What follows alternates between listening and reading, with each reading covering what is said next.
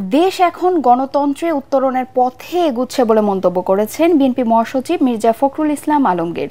ঠাকুরগাঁওয়ে আইনজীবীদের সাথে মতবিনিময় সভায় তিনি এ মন্তব্য করেন। দেশে নির্বাচনের আবহাওয়া শুরু হয়েছে, কোনো রকম ঝামেলা ছাড়াই ২৬ ফেব্রুয়ারির প্রথম দিকে নির্বাচন অনুষ্ঠিত হবে বলেও আশা প্রকাশ করেন তিনি। বর্তমানে দেশের আইন শৃঙ্খলা পরিস্থিতি নির্বাচনের উপযোগী আছে বলেও মনে করেন মির্জা ফখরুল। অন্তর্বর্তীকালীন সরকার নির্বাচনের সম্ভাব্য সময় ঘোষণা করেছে এবং বেশিরভাগ রাজনৈতিক দল তাদের ক্যান্ডিডেটস ঘোষণা করেছে এবং দেশে নির্বাচনের একটা আবহাওয়া সৃষ্টি হয়ে গেছে।